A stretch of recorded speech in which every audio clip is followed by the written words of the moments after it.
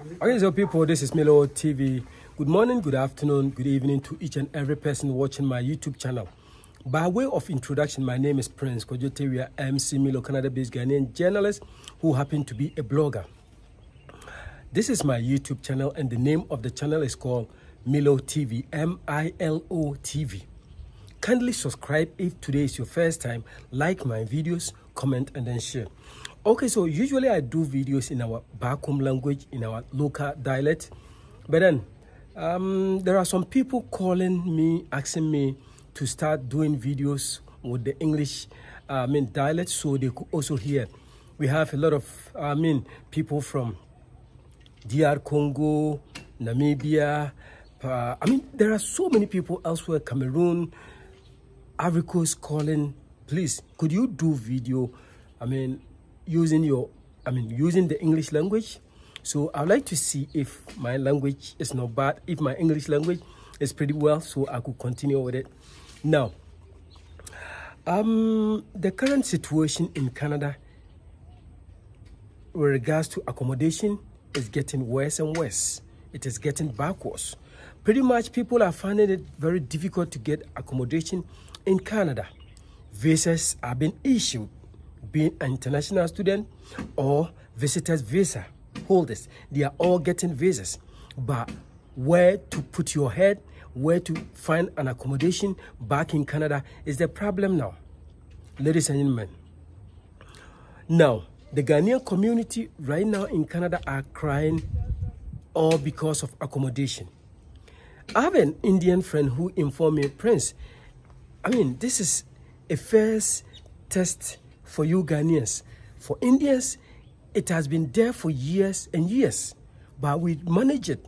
What we do is, I'm an Indian, so let's assume I have a house in Brampton, and you are coming from back home, India, New Delhi, precisely.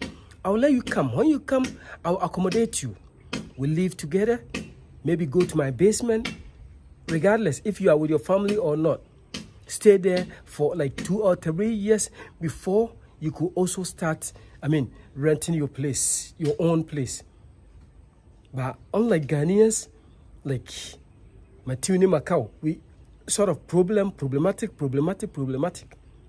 So could we as Ghanaians do away with this so we could get accommodation in Canada?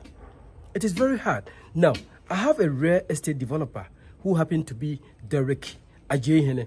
He keep on telling me, I've been referring people to him so he could get accommodation to those people. But the issue here is, if the person get accommodation with this guy, what happens next is, trouble. Even payment of the rent is a problem, ladies and gentlemen. We don't pay for our rent. All we trying to do is trying to dodge bills. But abroad, you cannot dodge bills. You would have to pay bills, okay? So I'm just trying to let each and every person know what is going on in abroad with regards to the Ghanaian community. Accommodation issue, yes, very, very hard.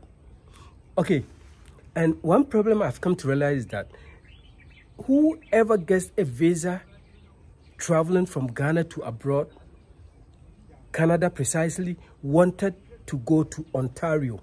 Regardless if the visa or if even the school is in Edmonton, Vancouver, Calgary, Prince Edward Island, he still wants to migrate to Ontario. That is one major problem affecting the Ghanaian community back in Toronto, And if I have a place for you to come and stay, and let's say you'll be in a couch, or you'll be on my, my hall or anything of that sort. What we do is we go back to tell our brothers, our sisters, oh, even when I came, this woman or this man gave me accommodation. But this is what he did. He took me like 600 Canadian dollars to, he took like $600 from me, but look at where I'm sleeping. Please, let's put those things aside. As far as you've tried, you've left Ghana forget about what you go through in abroad. It's not easy. Those people who went there first passed through all this. They went through all this, but they've become successful. The word successful here is that at least they've been able to build their houses back home. They've bought cars. I mean, here in their houses, when they come home, pretty much they have their cars, they have their freedom, they enjoy life. They help family back home. So you wouldn't want to go to abroad today and then start good life today. No. It has to start from somewhere. This is what the Ghanaian community has to know. We have to put this in mind, that Rome was not built in a day. We need to focus. We need to have a foresight. We need to plan and plan well. If it must be done, it must be done well. So I am urging each and every Ghanaian that when you migrate to Canada and you need somewhere to, put your head, do not hesitate to call your fellow Ghanaian, asking him of accommodation. But then if he gives his couch to you to lie on, or let's say his hall, stop telling people, I'm living here, I'm sleeping here, but I'm paying this, I'm paying that. Okay, this is one thing I want you to know.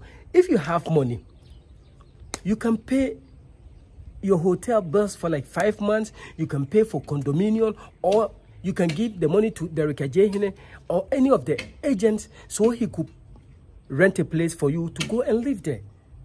But you don't have money. What you have is token. Just to be in a couch or to sleep in the hall. Even the person who accommodated you is helping you. But we don't take it like that. What we take is, or what we think about is, the person has this, he has that, and he's asking me to sleep here, and it's not his fault. He's trying to help you. Now let's go to the issue of work. You went to abroad, you went to Canada without work permit. So what do you think? How would you get to work? When would you start working? Which company will employ you in Canada without having the necessary documentation? You need to have 2 pieces of government issued identification cards before you could start working in Canada. And this is the issue. You don't have it. What do you think? Let's stop blaming people. Do not blame people. The right thing must be done. Most of our people, when you tell them the truth, they turn back to tell you this and that, this and... No way. You don't have what it takes to work in Canada.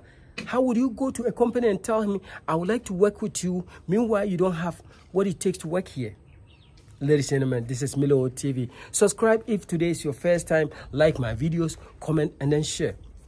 You get what I'm telling you right now? Are you getting the picture? Yes. No company will employ you. Okay, so let's say he asks you to come to work with him, and in case there is an accident in the factory or there is an accident in the company, what will happen to the person who employed you? What will happen to the owner of the company? These are some of the things, So put all this in your mind, that I'm going to Canada with a work permit. Put this in your mind, that I'm going to Canada and I'm going to Canada to struggle. So if you should go to Canada to struggle, what do you think? It wouldn't be like just you go to Canada for the first time, the first year you make life. No, it's going to be gradually. Okay? So put this in your mind. It takes time, but you'll reach your destination. Ladies and gentlemen, this is Milo.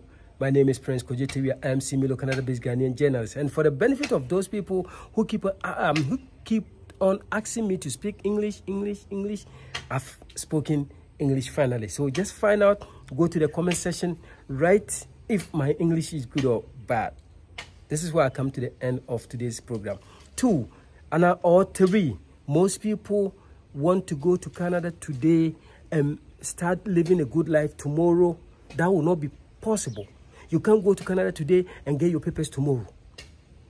If your dad sponsors you, it is different. If your mom sponsors you, if your spouse sponsors you, it's different. But if you should go on your own to struggle to get your papers, it's going to be a different way. Ladies and gentlemen, I'll end this video here.